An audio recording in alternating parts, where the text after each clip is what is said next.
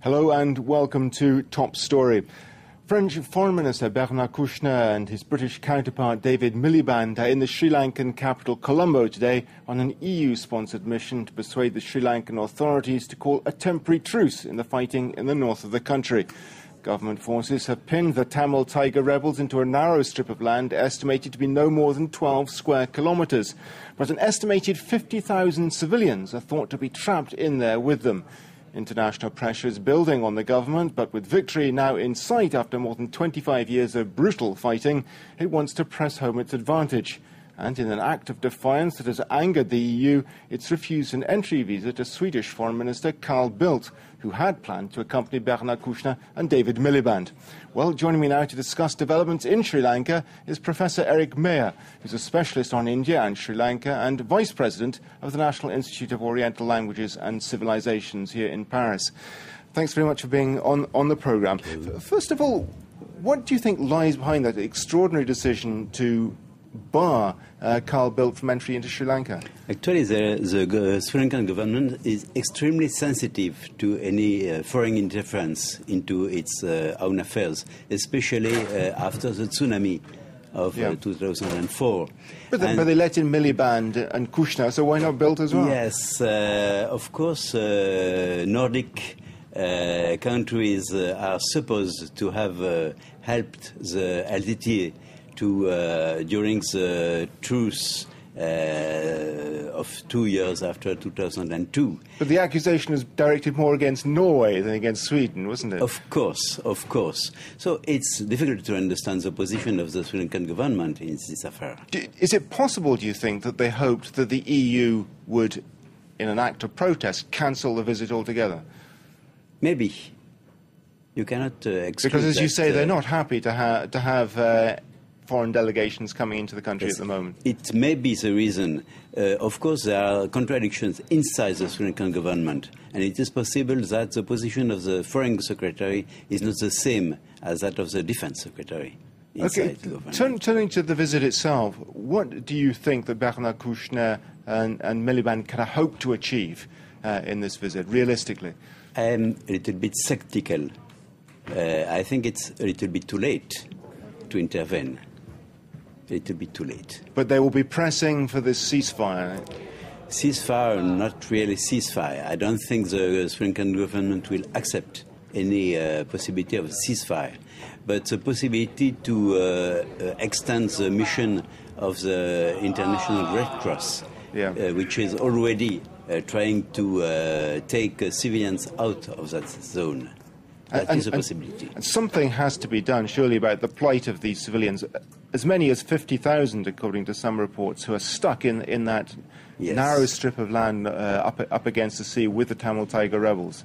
Possibly less. But in any case, these people are mixed with Tamil Tigers who are no longer in uniforms. Yeah. And it's, of course, very difficult for the army to make the difference between the Tamil Tigers and the civilians, who are very much suffering, and there is a lot of difficulties for them. I mean, according to some reports, in the recent fighting, as many as 6,500 civilians may have died. Do you think that's an accurate report? I think that's rather accurate. Rather accurate. So the conditions must be appalling for them then? Absolutely appalling. Absolutely appalling. Many of them have been able to get out of that area, including a few leaders of the Tigers who have joined the government troops during the last week. But the situation is absolutely appalling for the simple people who are still inside that area. And how does the government justify its opposition to a ceasefire, even a ceasefire just on humanitarian grounds, to let some of those civilians get out? The position of the government apparently is that they refuse to stop the fighting because they think that the Tigers will try to rearm and fight longer. But in my opinion, the Tigers are finished. And I can't understand why the government is so much opposed to any foreign interference. Yeah, they have said that they have stopped using heavy artillery against this strip, although yesterday there were reports that again the government was using heavy artillery. Nobody knows what is the actual situation. there is between the media controlled by government and the Tamilnet, there is an absolute opposition. And the problem is that the authorities are not letting independent observers, either humanitarian officials or journalists, into the area. This is a long affair. It started in the middle of last year, actually, and it was a deliberate policy of the military to exclude any foreign observer. Is there any likelihood, given the track record of the Tamil Tigers, that they are likely to surrender? No, I don't think they will surrender. If they are really, they still have the idea to sacrifice themselves, then the last group of tigers will suicide. So this is going, in that case, is going to be a brutal struggle to the end. I think so. And is there any truth, in your opinion, that the Tamil Tigers are using the civilian population in the area as human shields? I think so. I think so. Actually, they attempted to build ditches so that they could keep this population with them, because of course the government cannot totally destroy the people in that very small area if there are still so many civilians with them. Okay, just how susceptible, because international pressure on Sri Lanka is growing, just how susceptible is the government in Sri Lanka to that international pressure?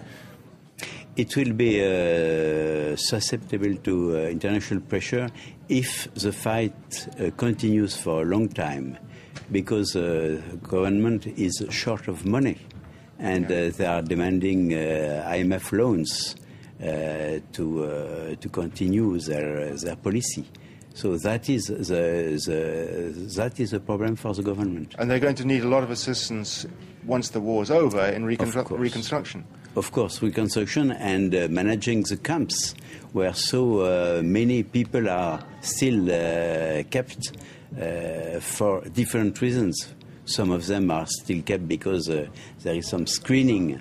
But, of course, most of the people still in the camps are there because they cannot be resettled in their former villages. And that, I'm afraid, is where we have to end it. Thanks very much to our guest, Professor Eric Mayer. And please do join us again tomorrow for another edition of Top Story. Goodbye.